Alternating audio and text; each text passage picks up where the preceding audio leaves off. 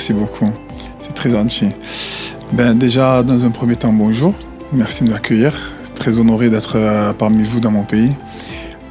Pour me présenter rapidement, je m'appelle Haroun Osama.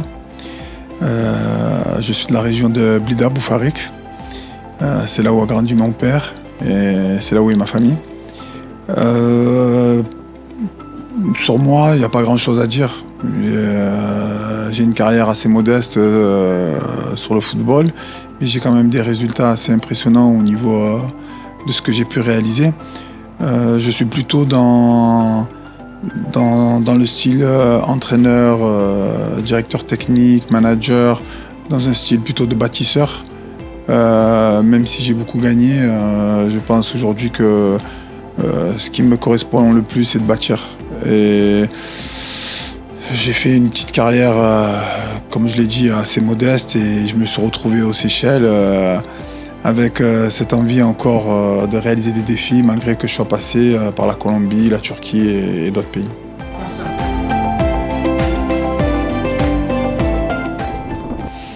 Alors Seychelles, c'est un peu l'histoire de ma vie. Les Seychelles, c'est l'histoire dans laquelle je me suis construit. J'ai toujours rêvé de challenges, de défis et d'impossibles.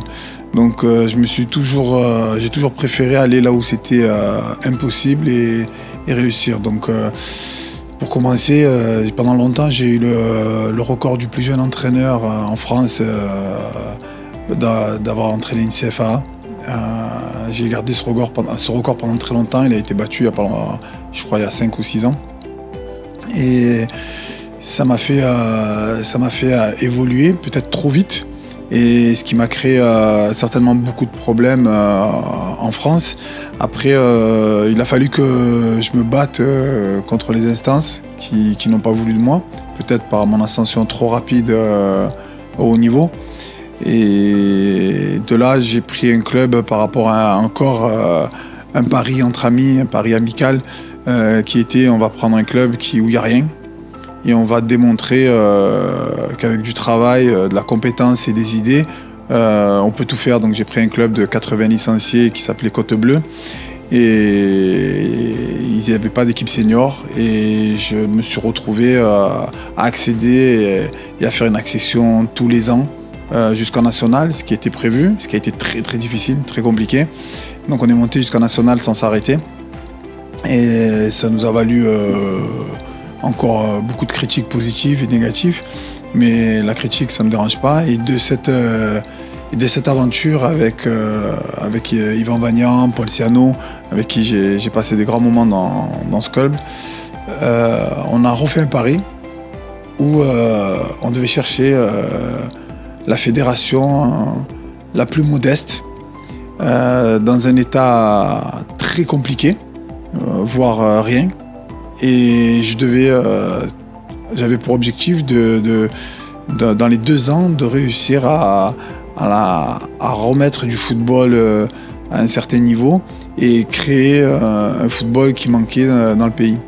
Et ça a été très difficile, ça m'a demandé beaucoup de travail. Aujourd'hui, j'ai la chance et l'honneur surtout de dire que sur les 54 pays africains, il y en a 17 qui ont signé la convention CAF et dans les 17, il y a les Seychelles. Il y a des fédérations, des très grosses fédérations, des très grandes fédérations avec de très gros moyens financiers qui n'y sont pas parvenus. Et nous, avec seulement le budget de la FIFA, on a réussi à répondre aux exigences de la FIFA et de la CAF.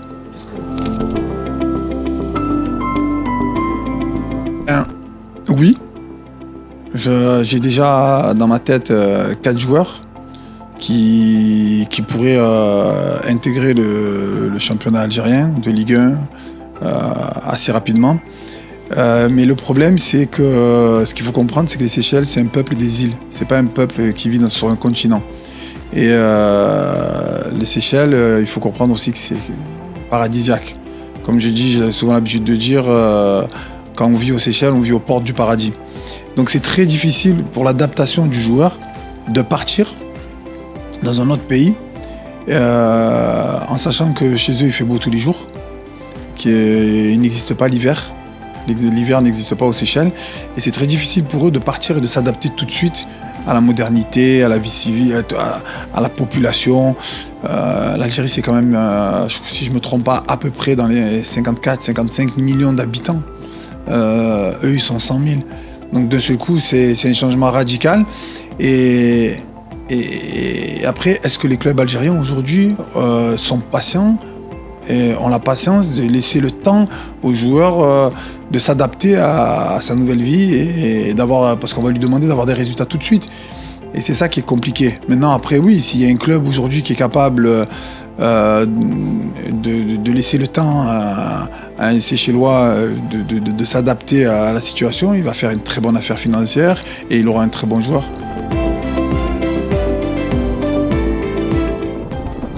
Alors, j'ai été très surpris.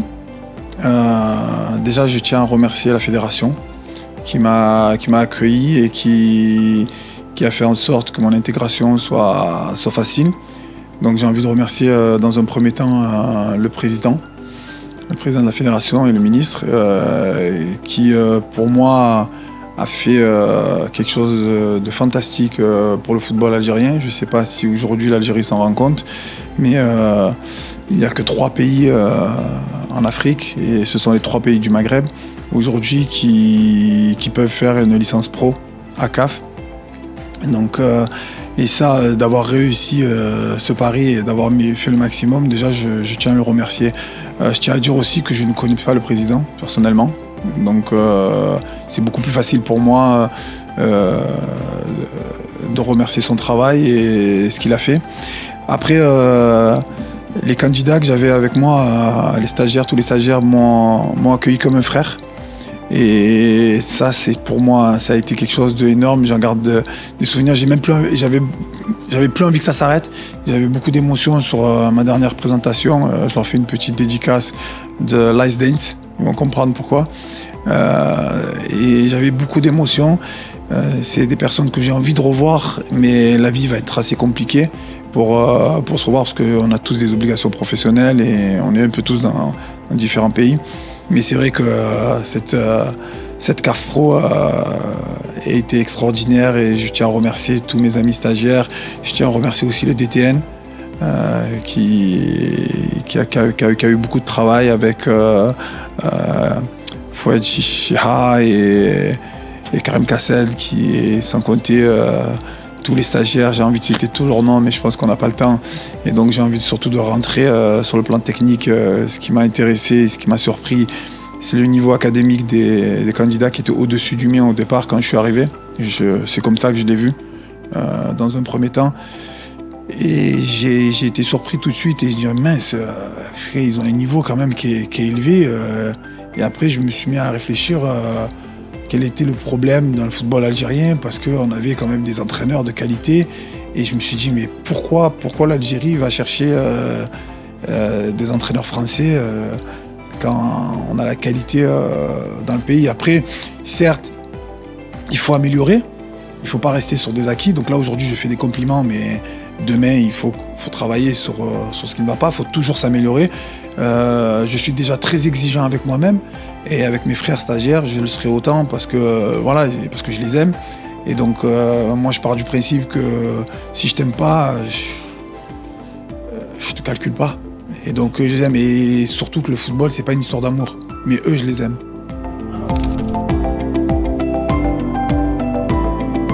En toute honnêteté, pour moi, ça serait un rêve.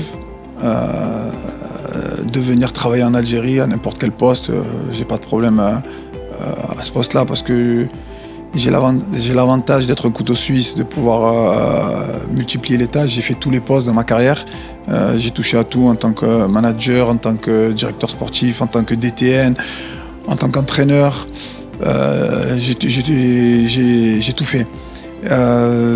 Après, le problème de l'Algérie, c'est est-ce que l'Algérie aujourd'hui a envie d'avoir un gars comme moi?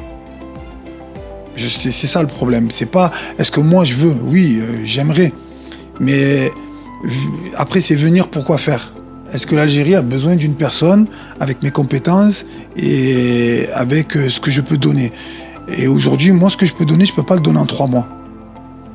Et quand je vois Les dirigeants de club, je ne veux pas les critiquer, loin de là, parce que je ne vis pas dans le pays. Donc le fait de ne pas vivre dans le pays, je me permettrai jamais de porter une critique sur n'importe qui, parce que ça serait irrespectueux de ma part déjà dans un premier temps. Mais par contre,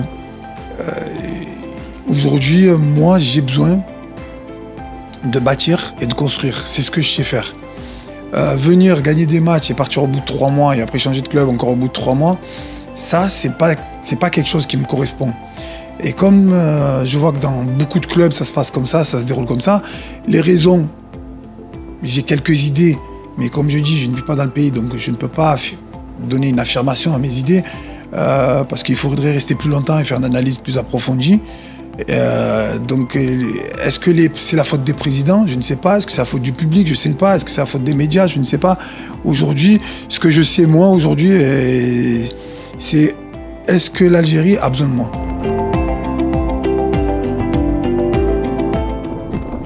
Ça reste une critique, même constructive ou pas, ça reste une critique. Ça, c'est en tant que technicien, je me dois plutôt d'échanger d'abord dans un premier temps avec lui pour après pouvoir échanger ici parmi vous. Je suis DTN, donc j'ai un droit de réserve. Il est sélectionneur. Donc après moi, si on veut parler des résultats, je trouve que les résultats sont bons, sont très bons. Il a pris l'équipe qui était un peu malade. Donc voilà, donc il a fait son travail, il a fait du très bon travail pour moi. Donc moi c'est plutôt, si on doit parler de l'équipe nationale, c'est plutôt j'ai envie plutôt encore une fois, et ce qui est bien et ce qui est facile pour moi, c'est que moi j'ai aucun lien, je n'ai jamais vu le président, donc c'est plus facile pour moi de dire les choses. Le président a fait quelque chose d'énorme, c'est qu'il a compris que pour avoir des résultats, il fallait du calme et de la sérénité. Et c'est ce que j'ai l'impression de vue de l'extérieur.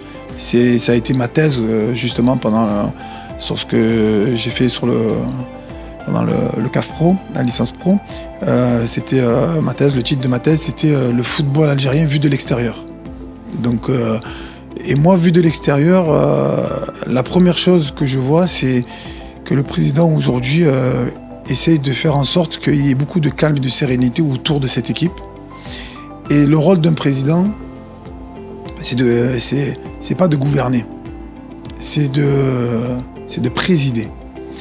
Son rôle à lui est aujourd'hui de faire avancer la fédération, et je vois que la fédération avance. C'est de faire en sorte que la fédération ait des projets, et je vois que la fédération a des projets. Je le vois clairement, peut-être qu'il y en a qui ne le voient pas, mais moi je le vois, parce que vu de l'extérieur, aujourd'hui la licence pro, de ce que je sais, on ne l'a jamais fait en Algérie, et là elle a été faite pour la première fois. Et je vois d'autres projets qui avancent, je vois des idées aussi, et ça c'est ce qui me plaît, ce qui m'intéresse aujourd'hui, si je dois parler aujourd'hui de l'équipe nationale.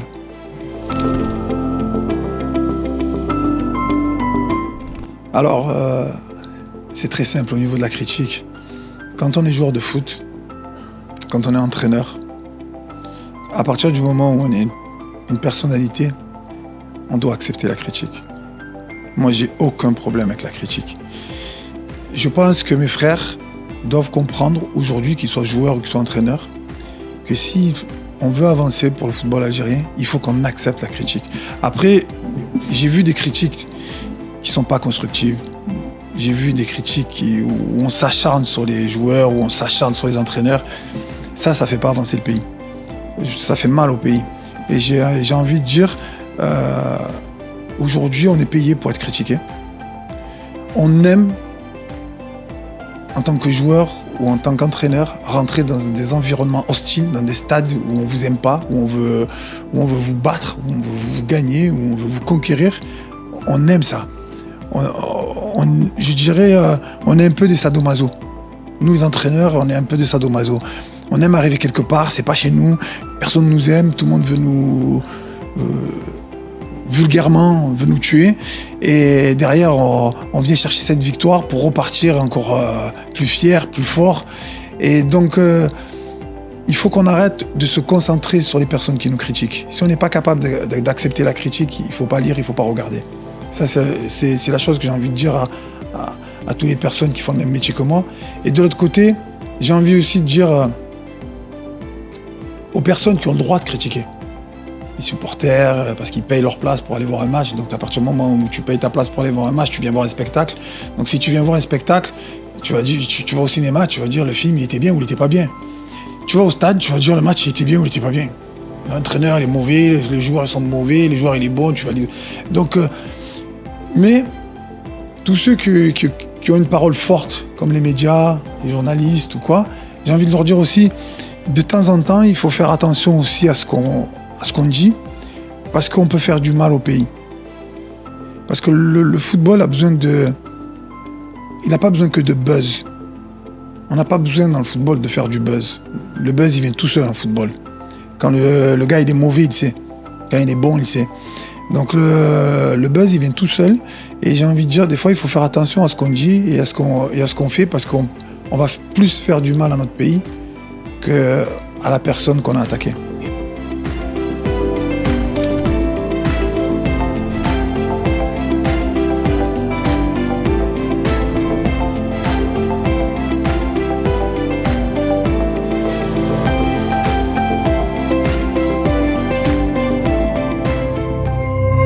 زيرتيوب أول قناة إلكترونية في الجزائر.